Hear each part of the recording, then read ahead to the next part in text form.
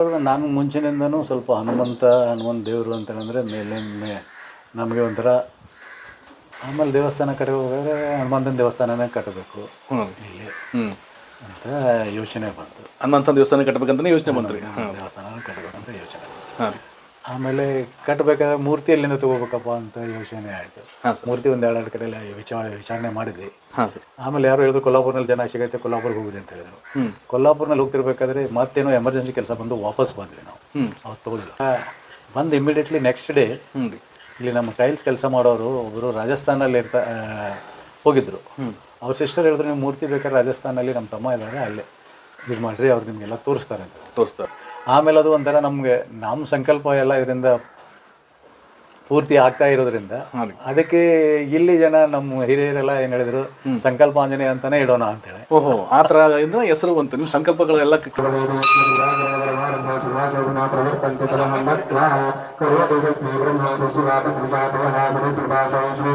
ನಮಸ್ಕಾರ ಸ್ನೇಹಿತರೆ, ಈ ವಿಡಿಯೋವನ್ನು ಸ್ಕಿಪ್ ಮಾಡಬೇಡಿ. ಬೆಳಗಾವಿಯ ಬಸವ ಕಾಲೋನಿಯಲ್ಲಿರುವ ಶ್ರೀ ಸಂಕಲ್ಪ ಆಂಜನೇಯ ಸ್ವಾಮಿ ದೇವಸ್ಥಾನದಲ್ಲಿ ನಡೆದಿರುವ ಕಾರ್ಯಕ್ರಮಗಳು ನಿಜಕ್ಕೂ ವಿಶೇಷವಾಗಿವೆ. ಇನ್ನೂ ವಿಶೇಷವೇನೆಂದರೆ ಇದು ಸಾರ್ವಜನಿಕವಾಗಿ ನಿರ್ಮಿಸಲಾದ ದೇವಸ್ಥಾನವಲ್ಲ. ಭಗವಂತನ ಮೇಲಿನ ಅಪಾರ ಭಕ್ತಿ ಮತ್ತು ನಂಬಿಕೆಯಿಂದ ಒಬ್ಬ ಭಕ್ತರು ತಮ್ಮ ಮನೆಯ ಆವರಣದಲ್ಲಿಯೇ ನಿರ್ಮಿಸಿದ ಪವಿತ್ರ ದೇವಾಲಯವಾಗಿದೆ. ಪ್ರತಿ ವರ್ಷ ನಡೆಯುವ ಈ ವಾರ್ಷಿಕೋತ್ಸವದ ವೈಭವವನ್ನು ಮೊದಲು ನೀವು ಕಣ್ಣಾರೆ ವೀಕ್ಷಿಸಿ. ಈ ಸಂದರ್ಭದಲ್ಲಿ ನಡೆದ ಹೋಮ, ಪೂಜೆ, ಮಹಾಪ್ರಸಾದ ತಯಾರಿ, ಅನ್ನಸಮರ್ಪಣೆ, ಭಜನೆ ಹಾಗೂ ಇದರ ನಂತರ ಭಾರತೀಯ ವಾಯುಪಡೆಯಲ್ಲಿ ಸುಮಾರು 20 ವರ್ಷಗಳ ಕಾಲ ಸೇವೆ ಸಲ್ಲಿಸಿರುವ ಶ್ರೀ ಉದಯಕುಮಾರ್ ಘಟಗೆಪ್ಪ ಶಿವಾಪುರ್ ಅವರು ತಮ್ಮ ಮನೆಯ ಆವರಣದಲ್ಲಿ ಶ್ರೀ ಸಂಕಲ್ಪ ಆಂಜನೇಯ ಸ್ವಾಮಿ ದೇವಸ್ಥಾನವನ್ನು ನಿರ್ಮಿಸಿದ್ದಾರೆ. ಅವರೊಂದಿಗೆ ನಡೆಸಿದ ವಿಶೇಷ ಸಂದರ್ಶನವನ್ನು ವೀಕ್ಷಿಸೋಣ. ಬನ್ನಿ ಮೊದಲು ಈ ವೈಭವದ ಕ್ಷಣಗಳನ್ನು ವೀಕ್ಷಿಸೋಣ.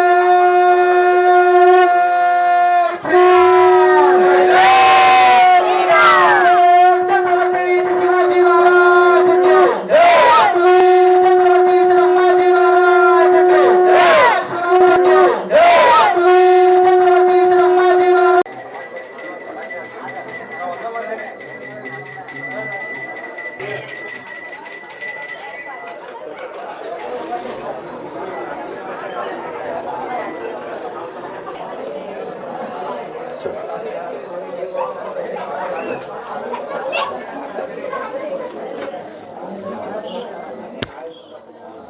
ನಮಸ್ಕಾರ ಸರ್.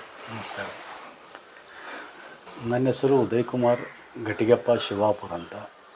ಮೂಲತಃ ನಾವು ಬೆಳಗಾವಿಯವರೇ. ನಾನು ಮುಂಚೆ 20 ವರ್ಷ ಏರ್ಫೋರ್ಸ್ನಲ್ಲಿ ಸರ್ವಿಸ್ ಮಾಡಿ ಬಂದಿದ್ದು, 20 ವರ್ಷ. ಆಮೇಲೆ ಇಲ್ಲಿ ಬಂದು ರಿಲಯನ್ಸ್ ಕಮ್ಯುನಿಕೇಷನ್ನಲ್ಲಿ ಪ್ರಾಜೆಕ್ಟ್ ಇಂಜಿನಿಯರ್ ಅಂತ ಒಂದು 10 ವರ್ಷ ಕೆಲಸ ಮಾಡಿದೆ. ಆ ಅವಧಿಯಲ್ಲಿ 2017ರಲ್ಲಿ ನಾನು 2002ರಲ್ಲಿ ಇಲ್ಲಿ ಹಾಂ ರೀ, ನಮ್ಮ ಮೂಲ ಮನೆ ಹಿಂದ್ವಾಡಿ ಹಿಂದ್ವಾಡಿಯಲ್ಲಿ ಮನೆ. ಹಾಂ ರೀ. ಅಂದರೆ ಇಲ್ಲಿ 2002ರಲ್ಲಿ ಏರ್ಫೋರ್ಸ್ ಬಿಟ್ಟು ಬಂದಮೇಲೆ 2002ರಲ್ಲಿ ಹಾಂ ಸರ್ 2001ರಲ್ಲಿ ಬಂದೆ. 2002ರಲ್ಲಿ ಇಲ್ಲಿ ಪ್ಲಾಟ್ ತೊಗೊಂಡು ಇಲ್ಲೇ ಮನೆ ಕಟ್ಟಿಸ್ಕೊಂಡು ಇರೋಕ್ಕೆ ಶುರು ಮಾಡಿದ್ದು ನಾವು ಇಲ್ಲಿ ರೀ. ಹಾಂ ಸರ್. 2001ರಲ್ಲಿ 2002ರಲ್ಲಿ ಮನೆ ಕಟ್ಟಿದ್ರಿ ಇಲ್ಲಿ. 2002ರಲ್ಲಿ ಮನೆ ಕಟ್ಕೊಂಡು ಇಲ್ಲೇ ಉಳಿದ್ವಿ. ನಾನು ಮುಂಚಿನಿಂದನೂ ಸ್ವಲ್ಪ ಹನುಮಂತ ದೇವರು ಅಂತಂದರೆ ನಮಗೆ ಒಂಥರ ಆಕರ್ಷಣೆ ಅಥವಾ ಭಕ್ತಿ ಅನ್ನೋಕ್ಕಿಂತ ಒಂಥರ ಇದು ಆಕರ್ಷಣೆ. ಹಾಂ ಹಾಂ ಆ ರೀತಿ ಇತ್ತು. ಹಾಂ ರೀ. ಆಮೇಲೆ ಇಲ್ಲಿ ಈ ಮನೆ ಕಟ್ಟಿ ಇರಬೇಕಾದ್ರೂ ಒಂದು ರೀತಿಯಿಂದ ಎಲ್ಲ ಒಳ್ಳೇದಾಯಿತು. ಒಳ್ಳೇದಾಯಿತು. ಆಮೇಲೆ ಅಕಸ್ಮಾತಾಗಿ ಯೋಚನೆ ಬಂತು ಹಾಗೆ, ಇಲ್ಲಿ ಮುಂದ್ಗಡೆ ಜಾಗ ಖಾಲಿ ಇದೆ, ಹಿಂದ್ಗಡೆ ಮನೆಗೆ ಯಾಕಾದ್ರೂ ಕಟ್ಕೋತೀವಿ, ಸಾಕಷ್ಟು ಜಾಗ ಇದೆ, ಇಲ್ಲೊಂದು ಸಣ್ಣ ದೇವಸ್ಥಾನ ಕಟ್ಕೊಳ್ಳೋಣ ಅಂತ ಒಂದು ಮನಸ್ಸಿನಲ್ಲಿ ಬಂತು ಅಷ್ಟೇ. ಆಮೇಲೆ ದೇವಸ್ಥಾನ ಕಟ್ಕೋಬೇಕಾದ್ರೆ ಹನುಮಂತನ ದೇವಸ್ಥಾನನೇ ಕಟ್ಟಬೇಕು ಇಲ್ಲಿ ಅಂತ ಯೋಚನೆ ಬಂತು. ಹನುಮಂತನ ದೇವಸ್ಥಾನ ಕಟ್ಟಬೇಕಂತಲೇ ಯೋಚನೆ ಬಂತು ರೀ. ದೇವಸ್ಥಾನ ಕಟ್ಟಬೇಕಂತ ಯೋಚನೆ ಬಂತು. ಆಮೇಲೆ ಕಟ್ಟಬೇಕಾದ್ರೆ ಮೂರ್ತಿ ಎಲ್ಲಿಂದ ತೊಗೋಬೇಕಪ್ಪ ಅಂತ ಯೋಚನೆ ಆಯಿತು. ಮೂರ್ತಿ ಒಂದು ಎರಡು ಕಡೆಯಲ್ಲ ವಿಚಾರಣೆ ಮಾಡಿದ್ವಿ. ಆಮೇಲೆ ಯಾರು ಹೇಳಿದ್ರು ಕೊಲ್ಲಾಪುರ್ನಲ್ಲಿ ಜನ ಸಿಗೈತೆ, ಕೊಲ್ಲಾಪುರ್ಗೆ ಹೋಗಿದೆ ಅಂತ ಹೇಳಿದ್ರು. ಕೊಲ್ಲಾಪುರ್ನಲ್ಲಿ ಹೋಗ್ತಿರ್ಬೇಕಾದ್ರೆ ಮತ್ತೇನೋ ಎಮರ್ಜೆನ್ಸಿ ಕೆಲಸ ಬಂದು ವಾಪಸ್ ಬಂದ್ವಿ ನಾವು. ಅವತ್ತು ತಗೊಳ್ಳಿಲ್ಲ, ಅರ್ಧ ದಾರಿ ಮಟ್ಟ ಹೋಗಿದ್ದೀರಿ ಸರ್? ಹಾಂ, ಅರ್ಧ ದಾರಿವರೆಗೆ ಹೋಗಿದ್ವಿ. ಹಾಂ ರೀ. ಆಮೇಲೆ ವಾಪಸ್ ಬಂದ್ವಿ. ಹಾಂ ರೀ. ಅದೇನೋ ಎಮರ್ಜೆನ್ಸಿ ಕೆಲಸ ಬಂತು ಅಂತ. ಹಾಂ ರೀ. ವಾಪಸ್ ಬಂದ್ವಿ, ಅವತ್ತು ತಗೊಳ್ಳಿಲ್ಲ. ಆಮೇಲೆ ಬಂದು ಇಮ್ಮಿಡಿಯೇಟ್ಲಿ ನೆಕ್ಸ್ಟ್ ಡೇ ಇಲ್ಲಿ ನಮ್ಮ ಟೈಲ್ಸ್ ಕೆಲಸ ಮಾಡೋರು ಒಬ್ಬರು ರಾಜಸ್ಥಾನಲ್ಲಿ ಹೋಗಿದ್ದರು. ಅವ್ರ ಸಿಸ್ಟರ್ ಹೇಳಿದ್ರು, ನೀವು ಮೂರ್ತಿ ಬೇಕಾದ್ರೆ ರಾಜಸ್ಥಾನಲ್ಲಿ ನಮ್ಮ ತಮ್ಮ ಇದ್ದಾರೆ, ಅಲ್ಲೇ ಇದು ಮಾಡಿರಿ, ಅವ್ರು ನಿಮಗೆಲ್ಲ ತೋರಿಸ್ತಾರೆ ಅಂತ ತೋರಿಸ್ತಾರೆ. ಆಮೇಲೆ ಅವರು ಅಲ್ಲಿಂದ ಫೋಟೋ ತೆಗೆದು ಕಳಿಸಿದ್ರು. ನಮ್ಮದು ದೇವಸ್ಥಾನ ಚಿಕ್ಕದೇ ಇರೋದ್ರಿಂದ ನಮಗೆ ಬೇಕಾಗಿರುವಂಥ ಸೈಜದ್ದು ಚಿಕ್ಕ ಮೂರ್ತಿ ಭಾಳ ರೀಸನೇಬಲ್ ರೇಟ್ನಲ್ಲಿ ಚೆನ್ನಾಗಿರೋ ಸಿಕ್ತು. ನಮ್ಗೆ ಅದು ನೋಡ್ತಿದ್ದಂಗೆ ಒಂಥರ ಲೈಕ್ ಆಯ್ತು. ಅದಕ್ಕೆ ಅವ್ರಿಗೆ ಹೇಳಿದ್ವಿ, ಅವ್ರು ಅಲ್ಲಿಂದ ರಾಜಸ್ಥಾನದಿಂದ ಅವರೇ ತೊಗೊಂಡ್ಬಂದರು. ಆಮೇಲೆ ಅದನ್ನ ದೇವಸ್ಥಾನ ಪೂರ್ತಿ ಆಗೋವರೆಗೆ ಮನೆಯಲ್ಲೇ ಧಾನ್ಯದ ರಾಶಿಯಲ್ಲಿ ಒಳಗಡೆ ಇಡಬೇಕಂತ ಹೇಳ್ತಾರೆ. ಆ ರೀತಿ ಇಟ್ಟಿದ್ವಿ. ಜೂನ್ 5, 2017ಕ್ಕೆ ದೇವಸ್ಥಾನ ಇರುತ್ತೆ. ಅವತ್ತೇ ನಾವು ಇದನ್ನು ಪ್ರತಿಷ್ಠಾಪನೆ ಮಾಡಿದ್ವಿ. ಆಮೇಲೆ ಅದು ಒಂಥರ ನಮಗೆ ನಮ್ಮ ಸಂಕಲ್ಪ ಎಲ್ಲ ಇದರಿಂದ ಪೂರ್ತಿ ಆಗ್ತಾ ಇರೋದ್ರಿಂದ ಅದಕ್ಕೆ ಇಲ್ಲಿ ಜನ ನಮ್ಮ ಹಿರಿಯರೆಲ್ಲ ಏನು ಹೇಳಿದ್ರು, ಸಂಕಲ್ಪ ಆಂಜನೇಯ ಅಂತಾನೆ ಇಡೋಣ ಅಂತೇಳಿ. ಓಹೋ, ಆ ಥರ ಹೆಸರು ಬಂತು. ನಿಮ್ಮ ಸಂಕಲ್ಪಗಳೆಲ್ಲ ಈಡೇರಿದ್ರಿಂದ ಸಂಕಲ್ಪ ಆಂಜನೇಯ ಅಂತ. ಅದಕ್ಕೆ ಸಂಕಲ್ಪ ಆಂಜನೇಯ ಅಂತಾನೆ ಇಲ್ಲಿ ನಮ್ಮ ಕೆಲವರು ಫ್ರೆಂಡ್ಸ್ ಅವರೆಲ್ಲ ಇದು ಮಾಡೋದು. ಅದೇ ಸಂಕಲ್ಪ ಆಂಜನೇಯ ಅಂತಾನೆ ಹೆಸರಿಟ್ಟಿದೆ. ಹಾಂ ಸರ್. ಆಮೇಲೆ 2017ರಲ್ಲಿ ಇದನ್ನು ಪ್ರತಿಷ್ಠಾಪನೆ ಮಾಡಿ ಅವತ್ತು ಒಂಥರ ಒಳ್ಳೆ ದೊಡ್ಡ ಹಬ್ಬದ ಥರ ಆಯ್ತು. ಅದು ಹಬ್ಬದ ಥರ 2017ರಲ್ಲಿ. ಆಮೇಲೆ ನಮಗೆ ಇದ್ರದ್ದು ಎಲ್ಲ ಸಜೆಷನು, ಗೈಡೆನ್ಸು, ಪ್ರತಿಷ್ಠಾಪನೆ ಎಲ್ಲ ಏನು ಇಲ್ಲಿ ಬೆಳಗಾಂನಲ್ಲಿ ಸಚಿನ್ ಬೆಟಗಿರಿ ಅಂತ ಬಡ್ಜಿದ್ದಾರೆ. ಅವ್ರು ಒಳ್ಳೆ ಶಾಸ್ತ್ರೋಕ್ತವಾಗಿ ಎಲ್ಲ ಇದನ್ನು ಕಲ್ತವ್ರಿದ್ದಾರೆ. ಹಾಂ ಸರ್. ಅವರು ದೇವಸ್ಥಾನ ಕಟ್ಟಬೇಕಾದ್ರೂ ನಮಗೆ ತುಂಬ ಗೈಡೆನ್ಸ್ ಕೊಟ್ಟರು. ನಮ್ಮ ಮೂರ್ತಿ ಪ್ರತಿಷ್ಠಾಪನೆಗೆ ಅವರು ಟೀಮು ಬರ್ತದೆ. ಪ್ರತಿಷ್ಠಾಪನೆ ಅವ್ರು ತಮ್ಮ ಟೀಮ್ ಎಲ್ಲ ತೊಗೊಂಡ್ಬಂದು ಅವ್ರ ಪ್ರತಿಷ್ಠಾಪನೆ, ಹೋಮ ಎಲ್ಲ ಮಾಡಿದರು. ಹಾಂ ಸರ್. ಆಮೇಲೆ ಅಲ್ಲಿಂದ ಪ್ರತಿ ವರ್ಷ ನಾವು ವಾರ್ಷಿಕೋತ್ಸವ ಅಂತ ಮಾಡ್ತೀವಿ.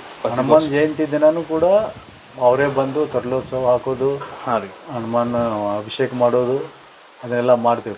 ಪ್ರತಿ ವರ್ಷ ಮಾಡ್ತೀವಿ.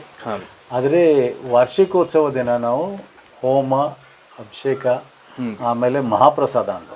ಮಹಾಪ್ರಸಾದ ಅವತ್ತಿಡ್ತೀವಿ. ಅವತ್ತಿನ ಎಲ್ಲಿ ಆಂಜನೇಯ ಹುಟ್ಟಿದ್ವಿ ಇದ್ರಿ ಆಂಜನೇಯ ಜಯಂತ್ಯೋತ್ಸವ, ಆಂಜನೇಯ ವಾರ್ಷಿಕೋತ್ಸವ ನಾವು ಮಹಾಪ್ರಸಾದ ಮಾಡ್ತೀವಿ.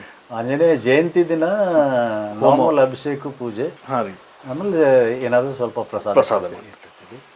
ಇದು ಮಹಾಪ್ರಸಾದ ಅಂತ ಮಾಡೋದು ನಾವು ವಾರ್ಷಿಕೋತ್ಸವ ಮಾಡ್ತೀವಿ. ಈಗ ನಾಳೆ 5ನೇ ತಾರೀಕಿಗೆ ವಾರ್ಷಿಕೋತ್ಸವ ಇದೆ, ಅವತ್ತಿನ ದಿನ ಮಾಡ್ತೀವಿ. ಹಾಂ ರೀ. ಆಮೇಲೆ ಇದು ಹಾಗೆ ಮೊದಲು ಕೆಲವು ಜನ ಹಾಗೆ ಬರ್ತಿದ್ರು, ಏನೋ ಇವ್ರೇನು ಪ್ರೈವೇಟ್ ಕಟ್ಟಿದ್ದಾರೆ ಬಿಡಿ ಆ ರೀತಿ.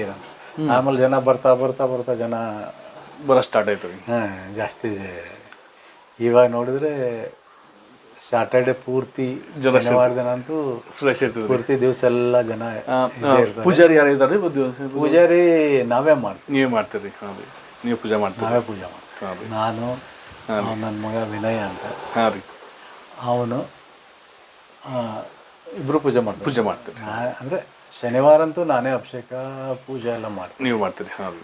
ಇನ್ನು ಉಳಿದ ನಾರ್ಮಲ್ ದಿನದಲ್ಲಿ ಹಾಂ ರೀ, ನಾವು ಇಲ್ಲದೆ ಹೋದ್ರೆ ಅವ್ನು ಮಾಡ್ತೀವಿ, ಮಗ ಮಾಡ್ತಾರೆ. ಈಗ ನಾವು ಮನೆಯವರೇ ಮಾಡ್ತೀವಿ, ಯಾರನ್ನ ಅರ್ಚಕರನ್ನ ಯಾರನ್ನೂ ಇಟ್ಟಿಲ್ಲ. ಯಾಕಂದರೆ ಈ ದೇವಸ್ಥಾನದಿಂದ ನಾವೇನು ಏನಾದರೂ ಇದನ್ನ ಎಕ್ಸ್ಪೆಕ್ಟ್ ಮಾಡಲ್ಲ. ಅಂದ್ರೆ ನಾವು ಏನೋ ಸಂಕಲ್ಪ ದೇವರಲ್ಲಿ ಬಂದಿದೆ, ಮನಸ್ಸಿಗೆ ಬಂದಿದೆ, ನೀವು ಕಟ್ಟಬೇಕಂತ ಕಟ್ಟಿದ್ದೀರಿ. ಅದೇ ಕಟ್ಟಿದ್ದೀವಿ, ಅದು ದೇವರಿಂದ. ಆಮೇಲೆ ಇಲ್ಲಿ ನೀವು ಈ ಮೂರ್ತಿ ನೋಡ್ತಾ ಇದ್ದೀರಲ್ಲ, ಈ ಮೂರ್ತಿ ನೋಡ್ತಾ ಇದ್ದೀರಲ್ಲ, ಹಾಂ ರೀ, ಇದು ಆಂಜನೇಯನ ಮೂರ್ತಿನೇ. ಹಾಂ ರೀ. ನಾವು ಹೋದ ವರ್ಷ ಸಂಕ್ರಾಂತಿಗೆ ಶಿರೂರು ಡ್ಯಾಮ್ ಹತ್ರ, ಹಾಂ ರೀ, ಒಂಥರ ಸಂಕ್ರಾಂತಿ ಊಟಕ್ಕಂತ ಹೋಗಿದ್ವಿ. ಸಂಕ್ರಾಂತಿ ಸ್ನಾನಕ್ಕೆ ಊಟ ಮಾಡೋದು ಅಂತ ಅಲ್ಲಿ ಶಿರೂರು ಡ್ಯಾಮ್ ಹತ್ರ ನದಿಯಲ್ಲಿ ಅನ್ನ ಮಾಡೋದು ಅಂತ ಹೋಗಿದ್ವಿ. ಹಾಂ ಸರ್. ಅಲ್ಲಿ ನಾವೆಲ್ಲ ನೆರಳು ಇರುವಂಥ ಗಿಡ ಹುಡುಕ್ತಾ ಹೋದ್ವಿ. ಸರ್. ಅದು ಅಕಸ್ಮಾತ್ ಈ ದೇವ್ರು ಇರುವಂಥ ಗಿಡದ ಕೆಳಗಡೆ ನಾವು ಹೋಗಿ ಕೂತ್ಕೊಂಡ್ವಿ. ಅಲ್ಲಿ ದೇವ್ರು ಇರೋ ಜಾಗದಲ್ಲೇ ಕುಂತು ಹೋಗಿ. ಆ ಗಿಡದ ಕೆಳಗೆ ನಾವು ಅಲ್ಲಿ ಕೂತ್ಕೊಂಡು ಹಾಗೆ ನೋಡ್ತಿರ್ಬೇಕಾದ್ರೆ ಅಲ್ಲಿ ಗಿಡದ ಕೆಳಗೆ ಒಂದು ಮೂರ್ತಿ ಇತ್ತು. ಆ ಮೂರ್ತಿ ಯಾರೋ ಇಟ್ಟೋಗಿದ್ರು. ಆ ಮೂರ್ತಿ ನೋಡಿದ್ರೆ ನಮ್ಗೆ ಒಳ್ಳೆ ಅಟ್ರಾಕ್ಷನ್ ಆಯ್ತು. ಅದು ಒಂಥರ ಇದನ್ನ ನೋಡಿದ್ರೆ ಕೇಟು ಇದು ನೋಡಿದ್ರೆ, ಹಾಂ ಸರ್, ಆಮೇಲೆ ಅವ್ರು ನಿಂತಿರೋ ಶೈಲಿ ನೋಡಿದ್ರೆ, ಹಾಂ ಸರ್, ಒಂಥರ ತಮಿಳ್ನಾಡು ಆ ಕಡೆ ಇರೋ ದೇವಸ್ಥಾನಗಳಲ್ಲಿ ಇರೋ ಮೂರ್ತಿ ಥರ ಕಾಣಿಸಿತು. ಹಾಂ ರೀ. ಆಮೇಲೆ ಅಲ್ಲೇ ಪಕ್ಕದಲ್ಲಿ ಜನರು ಪಾರ್ಟಿ ಮಾಡೋದು ಅದು ಇದೆಲ್ಲ ಮಾಡ್ತಾಯಿದ್ರು. ಹಾಂ ರೀ. ಆಮೇಲೆ ನಮಗೇನಿಸ್ತು, ಅಪ್ಪ ಹನುಮಂತನ ಮೂರ್ತಿ ಇಲ್ಲೇ ಇದೆ, ಹನುಮಂತನ ಮೂರ್ತಿ ಎಲ್ಲೇ ಇದ್ರು ನಮ್ಗೆ ಒಂಥರ ಇದಾಯಿತು ಅಟ್ರಾಕ್ಷನ್. ಹಾಂ ರೀ. ಈ ಹನುಮಂತನ ಮೂರ್ತಿ ಇಲ್ಲೇ ಪಕ್ಕದಲ್ಲಿ ಇಟ್ಕೊಂಡು ಇಲ್ಲೆಲ್ಲ ಪಾರ್ಟಿ ಗಿಟ್ಟಿ ಮಾಡ್ತಾ ಇದ್ದಾರೆ ಅಂತ.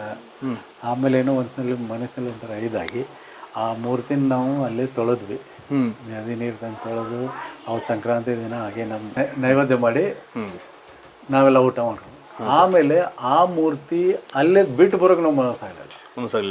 ಅಲ್ಲಿ ಗಿಡದ ತೆಳೆ ಒಂಥರ ಬೇವರ್ಸ ಮೂರ್ತಿ ಥರ ಅಲ್ಲೇ ಇತ್ತದು. ಅದು ಬಿಟ್ಟು ನನಗೆ ಒಂಥರ ಮೂರ್ತಿ ಅಟ್ರಾಕ್ಷನ್ ಆಯಿತು, ಬಿಟ್ಟು ಬರೋಕೆ ಮನಸ್ಸಾಗಲಿಲ್ಲ. ಆಮೇಲೆ ಯಾರು ಇಟ್ಟಿದ್ದಾರೆ ಯಾರು ಬಿಟ್ಟಿದ್ದಾರೆ ಅಂತ ಕೇಳೋಣ ಅಂತ ಎಲ್ಲ ಕಡೆ ವಿಚಾರಿಸಿದ್ವಿ. ಆ ಶಿರೂರು ಊರಲ್ಲಿ ಕೂಡ ಹೋಗಿ ವಿಚಾರಿಸಿದ್ವಿ. ಅಲ್ಲಿ ಜನರು ಹೇಳಿದ್ರು ನಮ್ಮ ಊರಲ್ಲಿ ಯಾರೋ ಬೇರೆ ಯಾರೋ ತಂದಿಟ್ಟಿದ್ರು, ಅದನ್ನು ನಾವು ಡ್ಯಾಮ್ ಕಡೆ ಒಯ್ದಿಟ್ಟಿದ್ದೀವಿ ಅಂತ ಹೇಳಿದ್ರು. ಯಾರಾದರೂ ಪೂಜೆ ಗೀಜೆ ಮಾಡೋರು ಅದನ್ನ ಇದು ಮಾಡೋರಾದರೆ ತೊಗೊಂಡು ಹೋಗ್ರಿ ಅಂತ ಹೇಳಿದ್ರು. ಹಾಂ ಸರ್. ಆಮೇಲೆ ಅದನ್ನು ನಮ್ಮ ಜೊತೆ ನಾವು ಕಾರ್ನಲ್ಲಿ ತೊಗೊಂಡು ಬಂದು ಹೋದ ವರ್ಷ ಅದನ್ನು ಮತ್ತೆ ಅದನ್ನು ಪ್ರತಿಷ್ಠಾಪನೆ ಥರನ ಮಾಡಿ, ಹಾಂ ಸರ್, ಅಂದರೆ ಇಲ್ಲಿ ಪ್ರತಿಷ್ಠಾಪನೆ ಮಾಡಿಕೊಂಡು ಎಲ್ಲ ಪ್ರತಿಷ್ಠಾಪನೆ ಬೇಕಾಗಿರುವಂಥ ಎಲ್ಲ ವಿಧಿ ವಿಧಾನಗಳಿಂದ ಅದನ್ನು ಮತ್ತೆ ಮೂರ್ತಿ ಶುದ್ಧ ಇದು ಮಾಡಿಕೊಂಡು, ಹಾಂ ರೀ, ಈಗ ಹೋದ ವರ್ಷದಿಂದ ಅದು ಪೂಜೆ ಆಗ್ತಾ ಇದೆ ಡೈಲಿ. ಇದು ರಾಜಸ್ಥಾನದಿಂದ ಬಂದಿದ್ದು ಮೂರ್ತಿ. ನಿಂತಿರುವ ಹನುಮಂತ. ಹಾಂ ಸರ್. ಎಡಗೈಲಿ ಗದ ಇದೆ, ಬಲಗೈಯು ಆಶೀರ್ವಾದ. ಅಂದರೆ ಹನುಮಾನ್ ಚಾಲೀಸನಲ್ಲಿ ಹೇಳ್ತಾರಲ್ಲ, ಬಾಹ್ಯ ಭುಜ ಅಸುರ ಮಾರೆ, ದೈನೇ ಭುಜ ಸಂತ ಜನ. ಎಡಗೈಯಲ್ಲಿ ಗದೆ ಅಂದರೆ ಆಯುಧ. ಇದು ಅಸುರನ ಸದೆ ಪಡೆಯೋಕ್ಕೆ ಎಡಗೈಯಲ್ಲಿ ಆಯುಧ ಇದೆ, ಬಲಗೈಯಲ್ಲಿ ಸಂತ ಜನರನ್ನ ಬಲಗೈಯಲ್ಲಿ ಆಶೀರ್ವಾದದ ಇದಿದೆ. ಇದು ನಿಂತಿರೋ ಆಂಜನೇಯ. ಇಲ್ಲಿ ನಮ್ಮ ಕಡೆ ಆಂಜನೇಯ ಮೂರ್ತಿ ಕಪ್ಪು ಕಲ್ಲಿಂದ ಬರುತ್ತೆ, ಕಪ್ ಕಲ್ಲಿನ ಬರ್ತದೆ ರೀ. ಹೆಚ್ಚು ಕಮ್ಮಿ ಇದೆಲ್ಲ. ಆಮೇಲೆ ಸರ್. ಆಂಜನೇಯನ ಮುಖ ಒಂದ್ ಕಡೆ ಸೈಡಲ್ಲಿ ಇರ್ತದೆ. ಸೈಡಲ್ಲಿ ಇರುತ್ತೆ, ಬಲಗಡೆ ಅಥವಾ ಎಡಗಡೆ. ಬಲಗಡೆ ಹೆಚ್ಚು ಕಮ್ಮಿ ಬಲಗಡೆನೋ ಎಡಗಡೆನೋ ಮೂರ್ತಿ ಇರುತ್ತೆ. ಸರ್. ಇದರ ಪ್ರಕಾರ ಬಲಗಡೆ ದಕ್ಷಿಣ ಕಡೆ ಮೂರ್ತಿ ಅಂತ ಹೇಳಂತಂದ್ರೆ ಅದು ಯುದ್ಧಕ್ಕೆ ಹೋಗೋದು ಮೂರ್ತಿ ಅಂತ ಹೇಳ್ತಾರೆ. ಯುದ್ಧಕ್ಕೆ ಹೋಗ್ತೀರಿ ಅಂದ್ರೆ ಲಂಕೆಗೆ ಯುದ್ಧಕ್ಕೆ ಹೋಗ್ಬಿಟ್ಟಿರ್ಬೇಕಾದ್ರೆ ನಮ್ಮಂತ ಯುದ್ಧಕ್ಕೆ ಹೋಗೋ ಲಂಕೆಗೆ ಮುಖ ಮಾಡಿದ್ದಂತ ಮೂರ್ತಿ ಅಂದ್ರೆ ದಕ್ಷಿಣಾಭಿಮುಖ ಅಂದ್ರೆ ಸ್ವಲ್ಪ ಉಗ್ರ ರೂಪ. ಉತ್ತರಕ್ಕೆ ಮುಖ ಮಾಡಿದ ಮೂರ್ತಿ ಇದ್ರೆ ಅದು ಸಂಜೀವಿನಿ ಪರ್ವತ ತರೋಕ್ ಹೋಗಿರೋ. ಓಹೋ. ಉತ್ತರಕ್ಕೆ ಮುಖ ಮಾಡಿ ಸಂಜೀವಿನಿ ಪರ್ವತ ತರೋಕೆ ಉತ್ತರಕ್ಕೆ ಮುಖ ಮಾಡಿ ಹಣ್ಕೊಂತ ಹೋಗ್ತಾ ಇದ್ದ ಅಂದ್ರೆ ಅದು ಒಂದ್ ರೀತಿಯಿಂದ ಆರೋಗ್ಯ ಮತ್ತೆ ಇದಕ್ಕೆ ಅನುಕೂಲ ಆಗುವಂತ ಆದ ಮೂರ್ತಿ ಹೇಳ್ತಾರೆ. ಅಂದ್ರೆ ಅಷ್ಟು ನಾವು ಇದಿಲ್ಲ. ಆಮೇಲೆ ಹೆಚ್ಚು ಕಮ್ಮಿ ಮುಂದೆ ಮುಖ ಮಾಡಿದಂತ ಮೂರ್ತಿಗಳು ನಮ್ ಕಡೆ ಕಮ್ಮಿ. ನಮ್ ಕಡೆ ಒಂದು ಸೈಡಿಗೆ ಮುಖ ಇರುವಂತ, ಪಕ್ಕಕ್ಕೆ ಮುಖ ಇರುವಂತ ಮೂರ್ತಿಗಳು ಇರ್ತವೆ. ಈ ದಕ್ಷಿಣಾಭಿಮುಖ ಅನ್ನುವಂತ ದಕ್ಷಿಣ ಮುಖ ಮಾಡಿದಿರ್ತಾರೆ. ಅಲ್ಲಿ ಉಗ್ರ ರೂಪಿ ಹನುಮಂತ ಹೇಳ್ತಾರೆ. ನಾವು ಅದ್ರ ಬಗ್ಗೆ ಅಷ್ಟೇ ಇದಿಲ್ಲ, ಆದ್ರೆ ನಾವು ಕೇಳಿದ್ದಷ್ಟೇ. ಉತ್ತರ ಮುಖ ಮಾಡಿದ್ರೆ ಸಂಜೀವಿನಿ ಪರ್ವತ ತರೋಕೆ ಹೋಗಿರುವಂತ ದಿಕ್ಕದು ಅದು ಕೂಡ ಒಳ್ಳೆ ಇದ್ದಾನೆ. ಅಲ್ಲಿ ಆರೋಗ್ಯಕ್ಕೆ ಸಂಬಂಧಿಸಿದಂತ ಎಲ್ಲ ಸಮಸ್ಯೆಗಳು ಇದಾಗ್ತವೆ ಅಂತ ಕೇಳಿದ್ವಿ.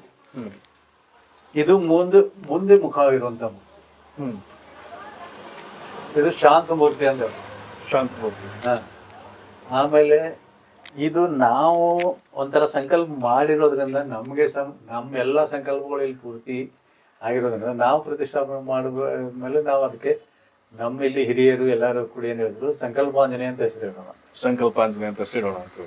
ಆಮೇಲೆ ಈಗ ಭಕ್ತರನ್ನ ಅದೇ ಹೇಳ್ತಾರೆ, ಇಲ್ಲಿ ನಾವೇನಾದ್ರು ಕೇಳ್ಕೊಂಡು ಹೋದ್ರೆ ನಮ್ಗೆ ಎಲ್ಲ ಕೆಲಸ ಆಗ್ತಾವ್ರಿ ಅಂತ ಬಂದ್ ಹೇಳ್ತಾರೆ ನೋಡಿ.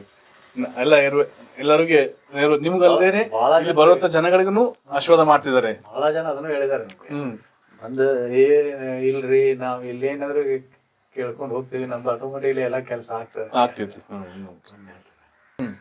ಆದ್ರೆ ಆ ಮೂರ್ತಿ ನಾವ್ ಎಷ್ಟು ಕೆಳಗಡೆ ಇಟ್ಟು ಬೇಡ ಅಂತ ಜನ ಹೇಳ್ಮೇಲೆ ಬಿಟ್ಟು ಬಂದ್ರು ಕೂಡ ನಮ್ಗ್ ಬರೋಕ್ ಮನ್ಸು ಆಗ್ಲಿಲ್ಲ.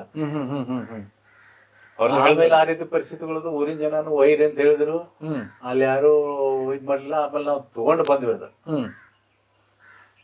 ತಗೊಂಡ್ ಬಂದ್ರಿ? ಯಾರ್ಯಾರು ಕೇಳಿದ್ರಿ ಸ್ವಾಮಿಗಳು? ಯಾರ್ಯಾರು ಕೇಳಿದ್ರಿ ತರೋಣ ಬೇಡ ಅಂತ ಕೇಳಿದ್ರಿ? ಇದ್ರ ಬಗ್ಗೆ ಯಾರು ಕೇಳಿಲ್ಲ. ಆಮೇಲೆ ಅವ್ರು ನಮ್ ಪ್ರಜೆಯವ್ರನ್ನ ಕೇಳಿದ್ವಿ, ಅದಕ್ಕೇನಿಲ್ಲ ರೀ, ದೇವ್ರ ಮೂರ್ತಿ ಈಗ ಎಲ್ಲೂ ನಿಮ್ಗೆ ಇದಿಲ್ಲ, ದೇವ್ರ ಮೂರ್ತಿ ತಂದು ಪೂಜೆ ಮಾಡಿದ್ರೆ ಯಾವ್ದು ದೋಷನೂ ಇಲ್ಲ ಅಂತ ಆ ರೀತಿ ಆ ಹನುಮಂತನು ಈಗ ನೋಡ್ರಿ, ನೋಡ್ರಿ ದೇವ್ರು ನಾನು ಇಲ್ಲಿ ಇದ್ದೀನಿ, ನಿಮ್ ಕೈಯಲ್ಲಿ ಪೂಜೆ ಮಾಡಿಸ್ಕೋಬೇಕನ್ನೋಂತ ಅವ್ರಿಗೆ ಸಂಕಲ್ಪ ಬಂದಿದೆ ದೇವರಿಗೆ. ಅವರು ನಿಮ್ಗೆ ಇಲ್ಲಿ ದರ್ಶನ ಕೊಟ್ಟು ನಿಮ್ಗೆ ಕರ್ಸ್ಕೊಂಡಿದ್ದ, ನನ್ ಕರ್ಕೊಂಡು ಹೋಗಪ್ಪ ಅಂತ ಹೇಳಿದಾರೆ. ಕರ್ಸ್ಕೊಂಡಿದ್ದ. ಈಗ ಕಷ್ಟ ಬಂತಪ್ಪ ಅಂತೇಳಿ ಅನಿಸ್ತಿದ್ದಂಗೆನೆ ಆಟೋಮೆಟಿಕ್ಲಿ ತನ್ನಷ್ಟು ತಾವೇ ಕರಿ ಹೋಗ್ಬಿಡ್ತದ್ರಿ. ಕಷ್ಟ ಅಂತ ಯಾವ್ದು ಉಳ್ಕೊಂಡಿಲ್ಲ. ನಮ್ಮ ಮಕ್ಕಳು ಎಲ್ಲ ಚೆನ್ನಾಗಾಯ್ತು. ಏನ್ ಮಾಡ್ತಿದಾರೆ ಮಕ್ಕಳ್ರಿ? ಒಬ್ಬಳ ಮಗಳು, ಅವಳು ಇಲ್ಲೇ ಗೋಕಾಕತ್ರ ಮಮದಾಪುರ್ಗೆ ಮದುವೆ ಮಾಡ್ಕೊಟ್ಟಿದ್ವಿ. ಹಳೆಯ ಅವರೆಲ್ಲ ಇಂಗ್ಲೆಂಡ್ಗೆ ಇರ್ತಾರೆ, ಅವ್ರಿಗೊಂದು ಮಗ ಇದ್ದಾನೆ. ಆಮೇಲೆ ಒಬ್ಬ ಮಗ, ಅವನು ಇಲ್ಲೇ ಕೆಲಸ ಮಾಡ್ತಾರೆ. ಅವಾಗ ಅಂಗಡಿ ತೆಗೆದು ಕೊಟ್ಟಿದ್ದೀವಿ. ಮತ್ತೆ ಹೊರಗಡೆ ಇದು ಅಂತ ಬೇರೆ ಬೇರೆ ಕೆಲಸ ಮಾಡ್ತಾರೆ. ಈ ವಿಡಿಯೋ ಇಷ್ಟ ಆದರೆ ನಿಮ್ಮ ಫ್ರೆಂಡ್ಸ್ ಆ್ಯಂಡ್ ಫ್ಯಾಮಿಲಿಗೆ ಶೇರ್ ಮಾಡಿ. ನಮ್ಮ ಚಾನಲ್ನಲ್ಲಿ ದೇವಸ್ಥಾನದ ಇತಿಹಾಸ, ಐತಿಹಾಸಿಕ ಸ್ಥಳದ ಇತಿಹಾಸ, ಅನೇಕ ವೃತ್ತಿಗಳಲ್ಲಿ ಸಾಧನೆ ಮಾಡಿರುವಂಥ ಸಾಧಕರ ಹಾಗೂ ಗಣ್ಯ ವ್ಯಕ್ತಿಗಳ ಇಂಟರ್ವ್ಯೂ ನಮ್ಮ ಚಾನಲ್ನಲ್ಲಿ ನೋಡಬಹುದು. ನಮ್ಮ ಚಾನಲ್ನ ಸಬ್ಸ್ಕ್ರೈಬ್ ಮಾಡಿ, ಬೆಲ್ ಐಕಾನನ್ನು ಒತ್ತಿ. ನಿಮ್ಮ ಪ್ರೋತ್ಸಾಹ ನಮ್ಮ ಬಲ. ಮತ್ತೊಂದು ಕುತೂಹಲಕಾರಿ ವಿಡಿಯೋವೊಂದಿಗೆ ಭೇಟಿಯಾಗೋಣ. ನಮಸ್ಕಾರ.